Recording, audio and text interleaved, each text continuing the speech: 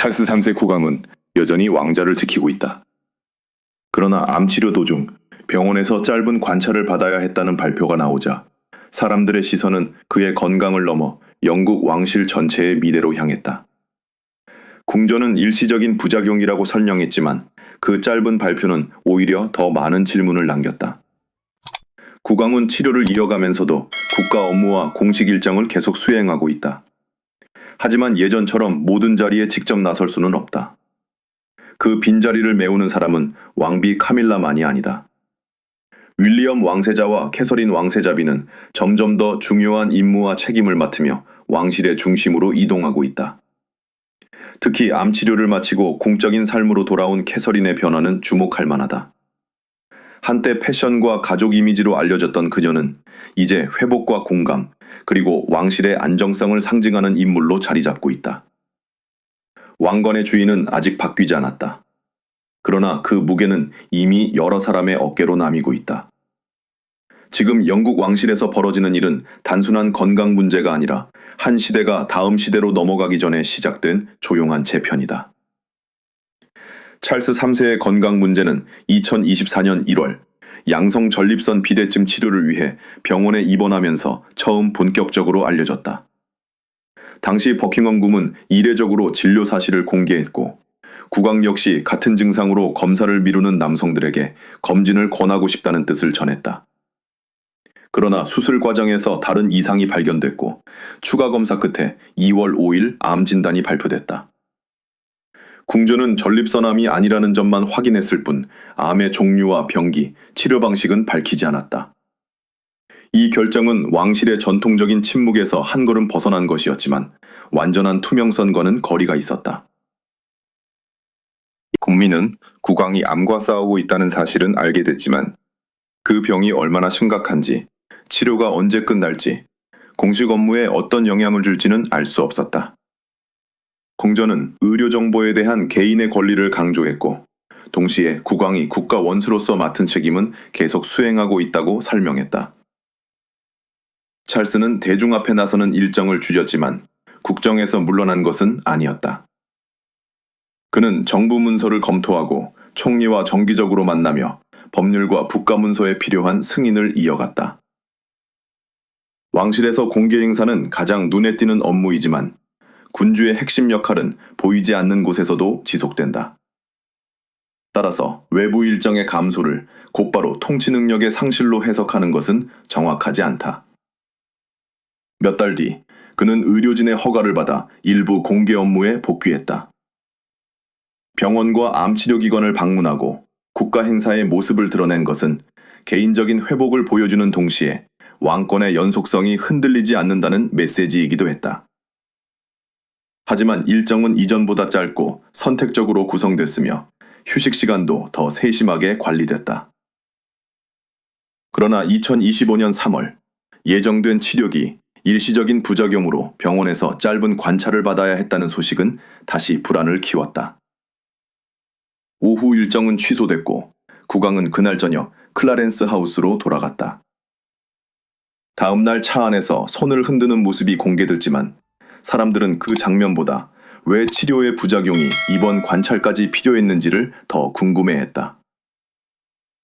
이후 찰스는 치료 반응이 긍정적이며 일정이 줄어들 수 있다고 밝혔지만 그것은 완치 선언이 아니었다. 치료가 완화된다는 말과 병이 끝났다는 말 사이에는 분명한 차이가 있다. 현재의 모습은 건강을 회복한 군주라기보다 의료진의 관리 아래 자신의 한계를 조정하며 왕의 의무를 이어가는 사람에 가깝다. 궁전이 숨기고 있는 것이 반드시 치명적인 진실이라고 단정할 수는 없다. 하지만 공개되지 않은 정보가 많을수록 작은 일정 변경도 거대한 추측으로 번진다. 찰스의 병명보다 더 중요한 것은 이제 그의 통치가 건강 상태와 어떻게 함께 움직이고 있는가이다. 그는 여전히 왕좌에 앉아 있지만 왕실은 이미 그의 부재 가능성까지 계산하며 움직이기 시작했다. 찰스 3세는 왕이 되기 위해 누구보다 오래 기다린 인물이다. 그는 어린 시절부터 언젠가 어머니 엘리자베스 2세의 뒤를 이어야 한다는 운명 속에서 성장했다. 수십 년 동안 왕세자로 머물며 환경, 건축, 농업, 청년 지원 같은 분야에 자신의 이름을 걸었고 왕위에 오르기 전부터 이미 하나의 시대를 준비하고 있었다. 그가 1976년에 시작한 청년 지원 사업은 훗날 킹스 트러스트로 성장했다.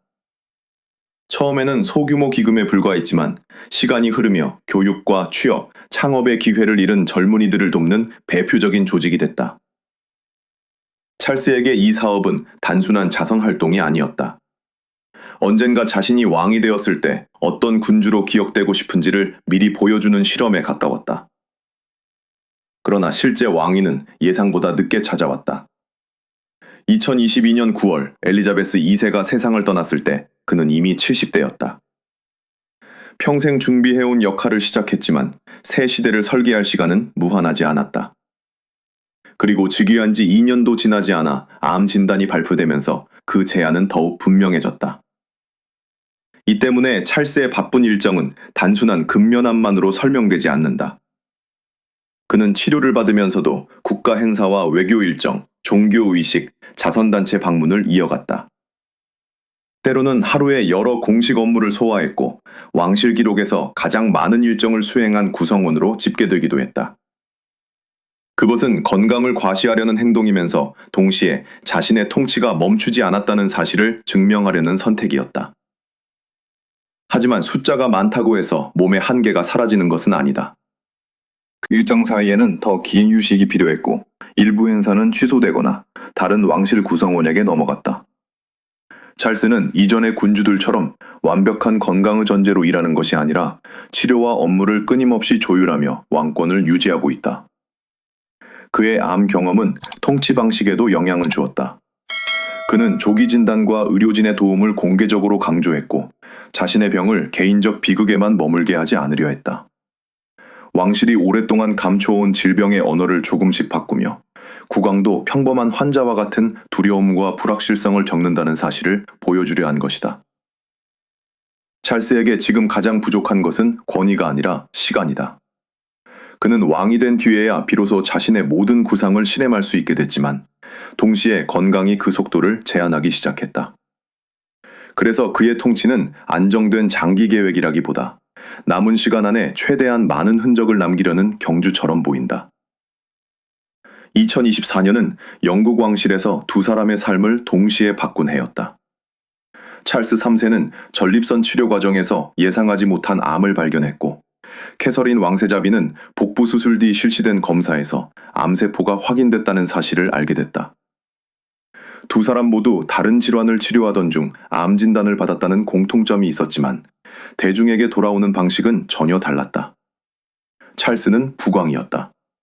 그는 치료를 시작한 뒤 공개 일정을 줄였지만 국가 문서를 검토하고 총리와 만나는 업무를 계속했다. 그의 메시지는 분명했다. 병은 왕의 몸을 제한할 수 있지만 왕권의 연속성까지 멈추게 할 수는 없다는 것이었다. 이후 병원과 암치료기관을 방문했을 때도 그는 개인적인 두려움보다 의료진, 조기검진, 국가적 책임을 강조했다. 캐서린의 발표는 훨씬 사적이고 감정적이었다. 2024년 3월 공개된 영상에서 그녀는 진단 소식이 가족에게 큰 충격이었다고 털어놓았고 새 자녀에게 상황을 설명하고 안심시키는데 시간이 필요했다고 말했다. 그녀가 선택한 언어의 중심에는 왕실의 의무보다 어머니와 아내로서의 삶이 있었다. 같은 해 9월, 캐서린은 항암 치료를 마쳤다고 알렸지만 곧바로 완치를 선언하지 않았다. 회복의 길이 아직 멀고 하루하루를 소중히 여기겠다고 밝혔다. 2025년 1월에는 자신이 치료받았던 노열마스든 병원을 찾아 병이 관해 상태에 들어갔다고 전했다. 그 방문은 단순한 복귀 일정이 아니라 환자로 들어갔던 장소에 왕세자빈으로 다시 선 순간이었다. 찰스의 복귀가 국가 시스템의 안정성을 보여주기 위한 것이었다면 캐서린의 복귀는 암 이후의 삶이 어떻게 달라지는지를 보여주는 과정이었다. 그녀는 예전처럼 일정을 한꺼번에 늘리지 않았고 건강과 가족을 우선하면서 선택적으로 모습을 드러냈다. 이 신중함은 약함이 아니라 자신의 역할을 새롭게 설계하려는 태도로 해석됐다. 두 사람의 경험은 왕실을 인간적으로 보이게 만들었다. 국민은 군주와 왕세자빈도 검사 결과를 기다리고 치료 부작용을 견디며 가족에게 어려운 소식을 전해야 한다는 사실을 보게 됐다. 그러나 동시에 공전은 두 사람의 암 종류와 정확한 치료 내용을 거의 공개하지 않았다. 공감은 커졌지만 의문도 완전히 사라지지 않았다. 찰스는 병을 견디며 왕의 의무를 이어가는 모습을 보여주었고, 캐서린은 회복 과정에서 자신의 삶과 우선순위를 다시 세우는 모습을 보여주었다. 같은 시기에 암을 마주한 두 사람은 서로 다른 길로 대중 앞에 돌아왔지만 결국 왕실이 앞으로 어떤 얼굴로 국민과 만날지를 함께 바꾸고 있었다. 캐서린 왕세자비는 오랫동안 영국 왕실의 가장 세련된 얼굴로 기억됐다. 그녀가 입은 드레스와 코트, 신발은 등장 직후 품절이었고, 언론은 공식 일정의 목적보다 의상과 표정에 더 큰 관심을 보이곤 했다. 그러나 암 치료를 거친 뒤 그녀가 대중 앞에 돌아왔을 때 사람들은 이전과는 다른 모습을 보기 시작했다. 이제 그녀의 존재는 패션보다 회복, 절제, 그리고 견디는 힘을 상징하게 됐다. 캐서린은 평범한 중산층 가정에서 성장해서 세인트 앤드루스 대학에서 윌리엄을 만났다. 2011년 결혼한 뒤 왕실의 규칙을 익히며 오랜 시간 신중하게 자신의 자리를 만들었다. 초기에는 실수를 피하고 가족의 안정된 이미지를 지키는 것이 가장 중요한 역할처럼 보였다. 하지만 시간이 지나면서 그녀는 아동 발달과 정신 건강, 생애 초기 교육을 자신의 핵심 분야로 선택했다. 암 진단은 그 모든 활동을 갑자기 멈추게 했다.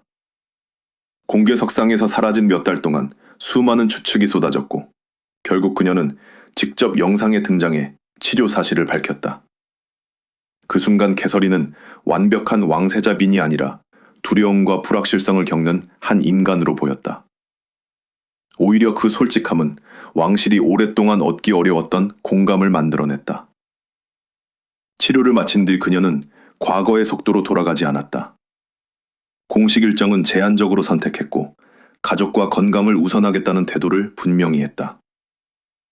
로열 마스든 병원을 방문해 자신이 치료받았던 경험을 공개한 것도 같은 맥락이었다.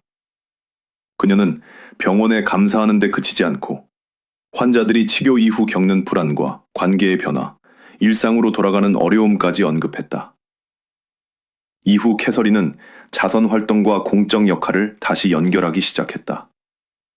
암 연구와 환자 지원을 위한 행사에 참여하고 어린이 병원과 초기 아동 발달 프로젝트에도 복귀했다.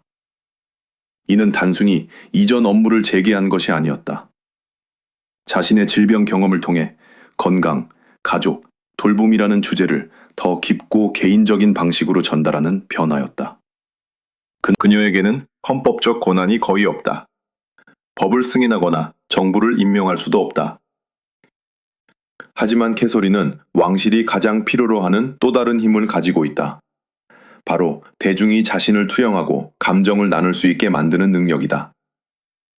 찰스가 왕권의 연속성을 보여주고 윌리엄이 미래의 책임을 준비한다면, 캐서린은 그 체제가 차갑고 멀게 느껴지지 않도록 연결하는 역할을 맡고 있다. 암은 그녀의 삶에서 가장 고통스러운 위기였지만 동시에 왕실 안에서 그녀의 위치를 바꾸는 계기가 됐다. 캐서린은 더 이상 미래의 왕비가 되기만을 기다리는 인물이 아니다. 그녀는 이미 회복과 공감의 상징으로서 흔들리는 왕실을 지탱하는 현재의 중심이 되고 있다. 윌리엄 왕세자에게 지금 넘어가고 있는 것은 왕관이 아니다. 찰스 3세가 여전히 국왕으로서 헌법적 권한과 최종 책임을 지고 있는 동안 윌리엄은 그 권한을 대신 소유하는 것이 아니라 미래의 군주가 감당해야 할 부담을 조금씩 경험하고 있다. 공식 행사, 외교 무대, 국가적 위기에서 그의 존재감이 커지는 이유도 여기에 있다. 윌리엄의 삶은 처음부터 왕실 의전만으로 채워지지 않았다. 그는 군에서 복무했고 구조 헬리콥터 조종사로 활동했으며 이후에는 응급 의료 현장에서 생사의 경계를 가까이서 목격했다. 이러한 경험은 그가 정신 건강과 응급 구조, 가족의 고통을 이야기하는 방식에 영향을 주었다. 왕실 밖의 현실을 직접 본 경험은 그의 미래 통치 철학에도 중요한 바탕이 됐다. 그가 추진한 어스샷 프라이즈는 환경 문제를 단순한 경고가 아니라 해결 가능한 과제로 바라본다. 또 호머즈 프로젝트를 통해 노숙 문제를 줄이고 지역사회가 장기적인 해법을 만들도록 지원하고 있다. 이는 아버지 찰스가 오랫동안 강조해온 환경과 공동체 의제를 이어받으면서도 더 구체적인 목표와 측정 가능한 결과를 앞세우는 방식이다. 최근 윌리엄은 국왕을 대신해 훈장 수여식을 주재하고 해외 정상과 만나며 중요한 국제 행사에 왕실 대표로 참석하는 경우가 늘었다. 그러나 이것을 이미 통치가 시작됐다는 증거로 해석하는 것은 과장이다.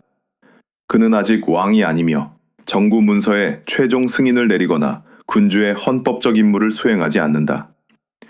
지금 벌어지는 변화는 권력 이전이 아니라 책임의 예행 연습에 가깝다. 왕실 보증서를 수여할 수 있는 권한이 윌리엄과 캐서린에게 확대된 것도 같은 흐름을 보여준다.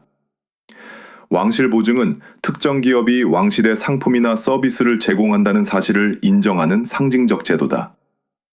상업적 영향력은 크지만 국가를 통치하는 권한과는 다르다. 그럼에도 이런 권한을 미리 부여한 것은 두 사람이 왕실의 미래 이미지를 형성하도록 준비시키는 중요한 신호다.